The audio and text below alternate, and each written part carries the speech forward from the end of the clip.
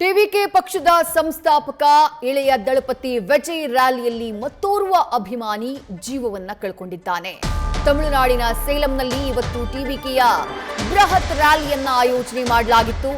ವಿಜಯ್ ಅವರು ಕೂಡ ಕಾರ್ಯಕ್ರಮಕ್ಕೆ ಆಗಮಿಸಿದ್ರು. ಇದೇ ಕಾರ್ಯಕ್ರಮದಲ್ಲಿ ಓರ್ವ ಅಭಿಮಾನಿಗೆ ಹೃದಯಾಘಾತವಾಗಿದೆ. ವಿಜಯ್ ಅವರ ಭಾಷಣ ಕೇಳೋಕೆ ಅಂತ ಹೇಳಿ ಬಂದಿದ್ದಂತಹ ಅಭಿಮಾನಿ ಹೃದಯಾಘಾತಕ್ಕೆ ತುತ್ತಾಗ್ಬಿಟ್ಟಿದ್ದಾನೆ.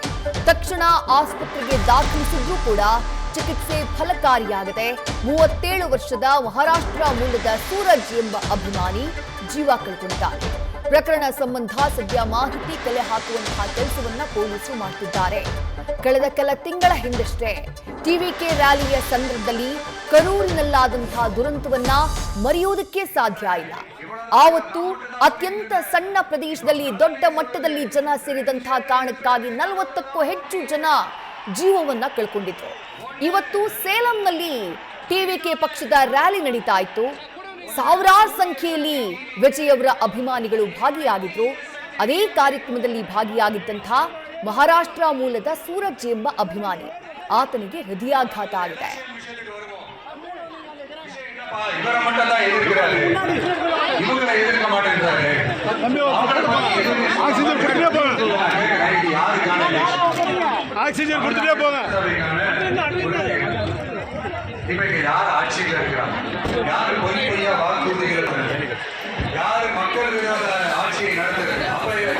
ಇನ್ನು ಕೆಲವೇ ತಿಂಗಳಿನಲ್ಲಿ ತಮಿಳುನಾಡಿನಲ್ಲಿ ವಿಧಾನಸಭಾ ಚುನಾವಣೆ ನಡೆಯೋದಿದೆ.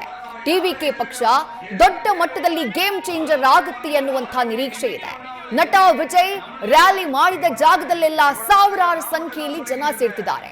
ನೇರವಾಗಿ ತಮಿಳುನಾಡು ಸರ್ಕಾರದ ವಿರುದ್ಧವೇ ಪ್ರಬಲಾಸ್ತ್ರವನ್ನ ವಿಜಯ್ ಪ್ರಯೋಗ ಮಾಡ್ತಾ ಇರೋದು.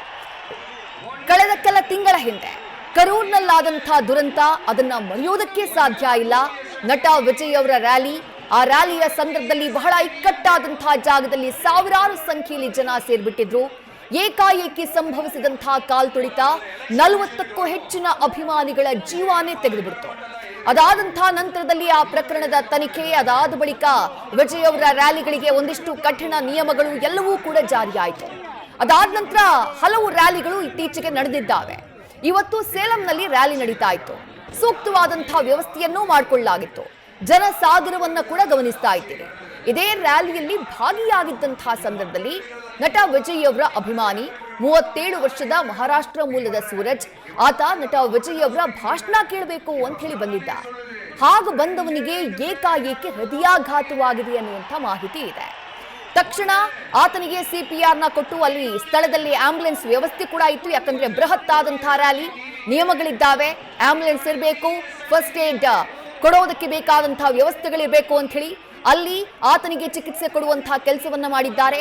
ಅದಾದ ಬಳಿಕ ಆಸ್ಪತ್ರೆಗೆ ಕರ್ಕೊಂಡು ಹೋಗುವಂತಹ ಪ್ರಯತ್ನ ಆಗಿದೆ. ಆದರೆ ಸೂರಜ್ ಜೀವ ಉಳಿಲಿಲ್ಲ. ಹೃದಯಾಘಾತಕ್ಕೆ ವಿಜಯ್ ಅವರ ಅಭಿಮಾನಿ, ಅವರ ಭಾಷಣ ಕೇಳೋಕೆ ಅಂತ ಹೇಳಿ ಬಂದಿದ್ದಂತಹ ಅಭಿಮಾನಿ ಜೀವವನ್ನ ಕಳ್ಕೊಂಡ್ಬಿಟ್ಟಿದ್ದಾನೆ. ನ್ಯೂಸ್ ಫಸ್ಟ್, ನಿರ್ಭೀತಿಯಿಂದ ನಿಮ್ಮ ಪರವಾಗಿ.